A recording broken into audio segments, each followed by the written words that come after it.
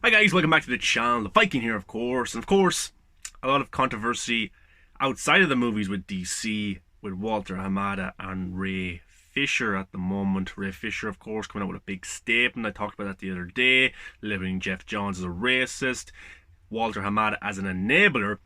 But then, all these people who don't believe Ray Fisher, who say he's a liar, say he's looking for attention, saying he's ruining his career for nothing. Well, Ray, what he's doing is standing up for people who don't have a voice, who maybe are afraid to stand up and say exactly what happened on the set of Justice League when Josh Whedon came in, when John Berg was there, when Jeff Johns, and when Ray Fisher went to Walter Hamada with these claims.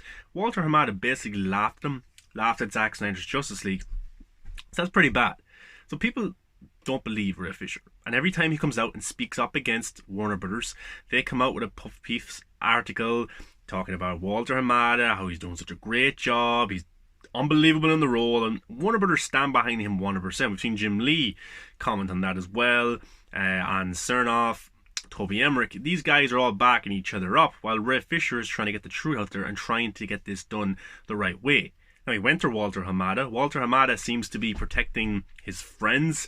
Jeff Johns, he's told Ray that he would throw Josh Whedon under the bus.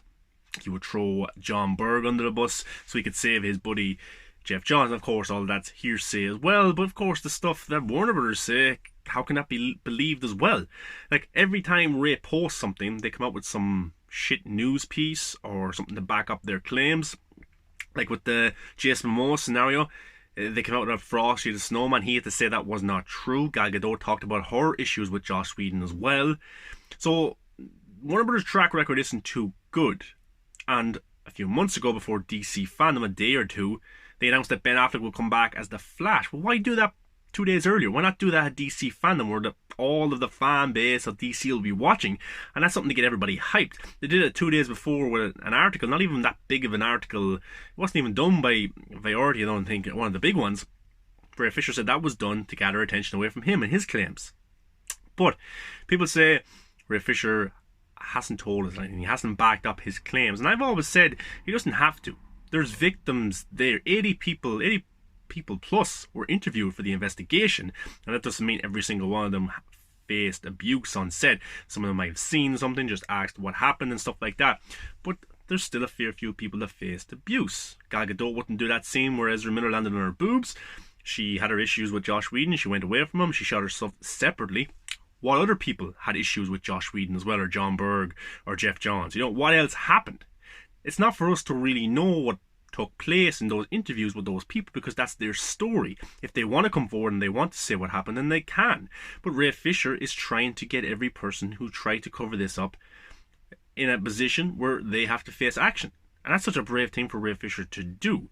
But he came out, you might have seen it, the clip, a voice recording with one of the investigators of Warner Media. Pretty interesting stuff. Basically, I'll let you listen to it now in a sec, guys. But basically, she's saying that, Ray, you've been a gentleman. You have backed up your claims. You have worked with us greatly. Check out the clip, guys. That this is a very time-consuming process, and I know this has not been an easy one by any means. And if ever there were any points in time where I seemed defensive or please. Ray, you've been a gentleman. You've been a gentleman, and I'll say you've been a man of your word. And that is what we have reported to the company, which is that you told us you would give us names, you gave us names. You told us you would meet with us on a particular day at a particular time. You never tried to reschedule it. You met us. You even gave us information after that. You've been a man of your word. You are someone that we have found extremely credible. And the fact that you risked so much is part of what lends itself to your credibility. But just also, the facts speak for themselves. So there you have it. There's a clip from one of the investigators, people at Warner Media, saying that Ray Fisher has backed up his claims. He has been a gentleman. He has met them on time. He has given them names. He has been very, very cooperative. And in a good way. And what does this say? Now, could it be a random person? Yeah, it could be. But I don't think Ray Fisher would go to that length. And does he have recordings of Walter Hamada?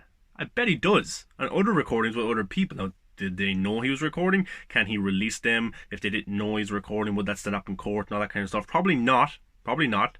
But I bet you he has recording. And I bet you Walter Hamada is thinking right now, wow, I was on a phone call for 60 minutes with that guy.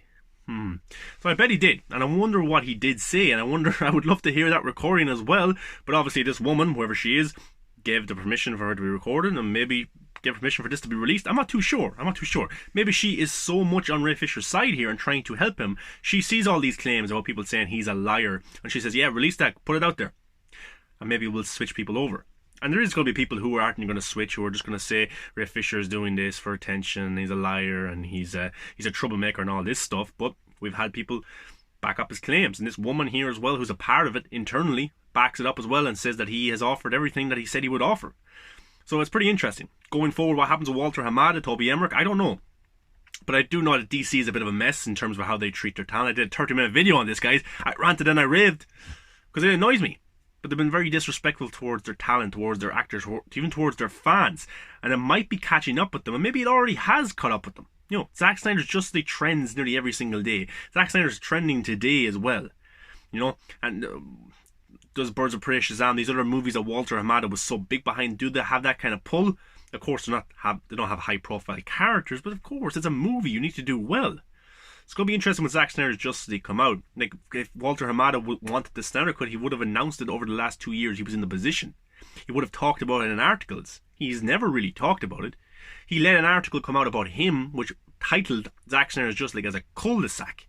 This is one of your products, man. This is one of the stuff that you're trying to market out there and gain audience, gain attraction to HBO Max, and you won't even refer to it as a proper movie. You won't even acknowledge it with a bit of respect.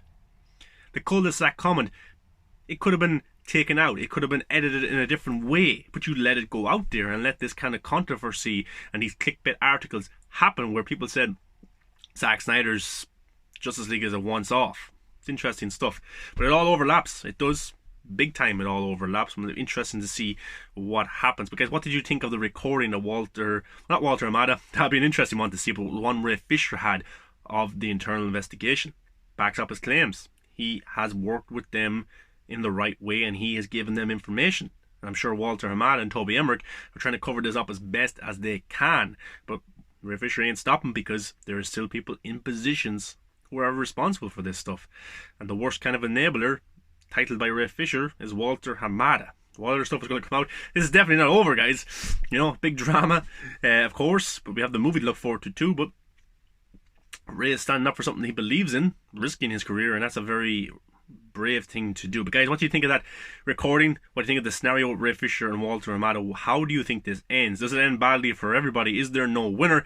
Give a like, subscribe, comment, guys, let me know. Follow me on all the social medias. Have a good day.